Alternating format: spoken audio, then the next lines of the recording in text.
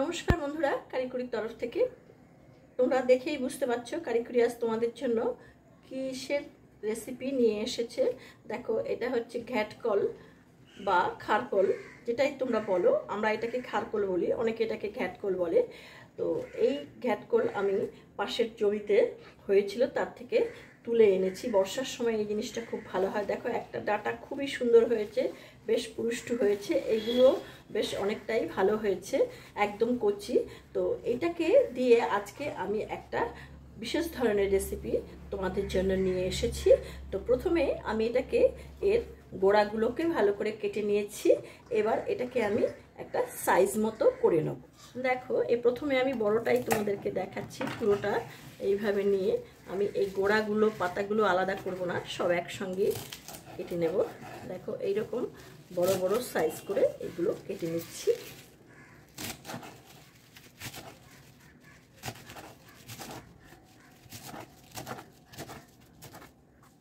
ঠিক এইরকমভাবে আমি ডাঁটা এবং পাতাগুলোকে সাইজ করে কেটে নেব।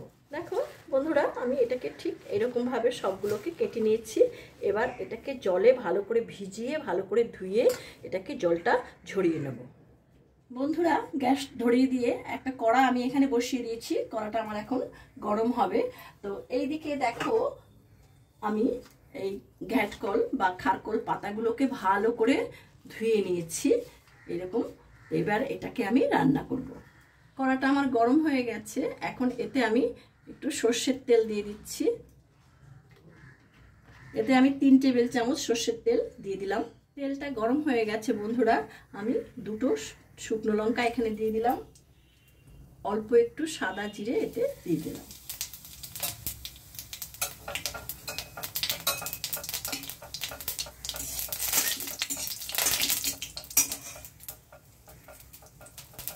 এখন এখানে দিয়ে দিচ্ছি একটু রসুন কুচি, 4টে কোয়া রসুন কুচিয়ে নিয়ে,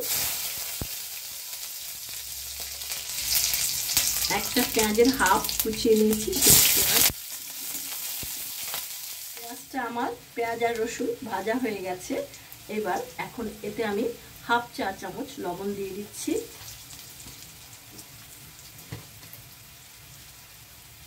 হাফ চা চামচ হলুদ দিয়ে দিচ্ছি। তার সাথে দিয়ে দিচ্ছি কিছু চিংড়ি মাছ। আমি ধুয়ে সুন্দর করে ধুয়ে রেখে দিয়েছি। চিংড়ি মাছটা এর মধ্যে দিয়ে দিচ্ছি। এই চিংড়ি মাছটাকে পেঁয়াজ রসুনের সঙ্গে একটু হালকা করে ভেজে নেব।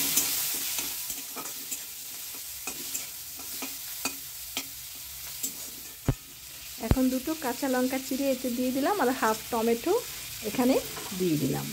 এবার এটাকে একটু নেড়ে চেড়ে নিচ্ছি। এবার এই ঘ্যাটকল পাতাগুলো এর মধ্যে দিয়ে দিচ্ছি।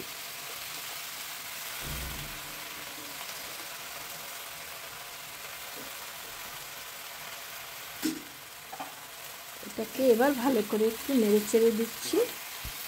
এবার 1 চামচ লবণ এতে দিয়ে দিচ্ছি। এটাকে একটু নেড়ে চেড়ে দিয়ে আমি এটাকে 2 মিনিটের জন্য একটা ঢাকনা দিয়ে দেব।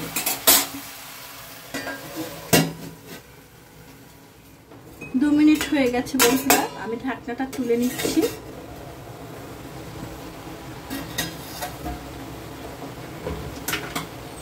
দেখো, পাতা আর ডাঁটা কিন্তু আমার অনেকটাই নরম হয়ে গেছে। এখন আমি এতে আর ঢাকনা দেব না, এটাকে এইভাবেই ভালো করে শুকিয়ে রান্না করব।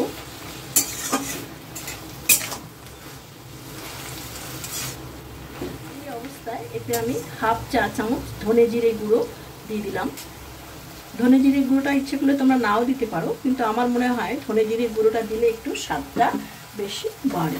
আমি এতে আর লাল লঙ্কা ব্যবহার করব না, কারণ এতে আমি 2টো কাঁচা লঙ্কা ব্যবহার করেছি।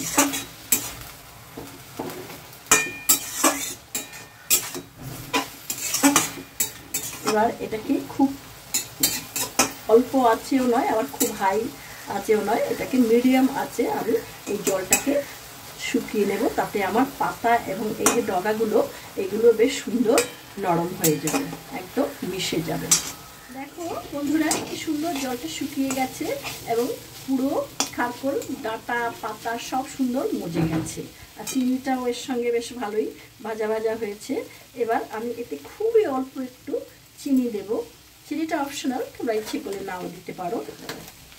এবার এটাকে আমি একটু নেড়ে ছেড়ে এটাকে নামিয়ে ফেলবো। এটা আমার পুরো কমপ্লিট। তোমরা একবার এটাকে করে খেতে পারো, খেয়ে দেখবে ভীষণ ভীষণ ভালো লাগে এই রান্নাটা।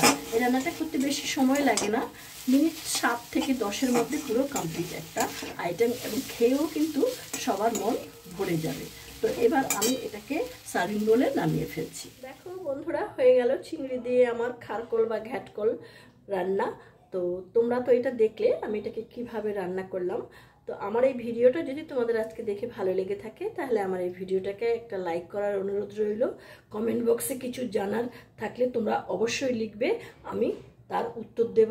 আর যে সমস্ত বন্ধুরা আমার এই চ্যানেলটিতে নতুন, আমার এই চ্যানেলটিকে এখনও সাবস্ক্রাইব করনি, তাদের কাছে আমার একান্ত অনুরোধ, চ্যানেলটিকে সাবস্ক্রাইব করে বেল আইকনের অল অপশনটিকে প্রেস করবে। তাহলে আমার পরবর্তী সমস্ত নোটিফিকেশন তোমাদের কাছে সবার আগে চলে যাবে। তোমরা দেখো, দেখতে থাকো কারিকুরি তোমাদের জন্য কি কি নিয়ে আসে, এবং তোমরা সবসময় কারিকুরির পাশে থেকো। আর তোমরা আমার এই ভিডিওটা বন্ধুবান্ধবদের সঙ্গে শেয়ার করো, এই অনুরোধ রইল তোমাদের কাছে আমার। তোমরা ভালো থেকো, সুস্থ থেকো, ধন্যবাদ।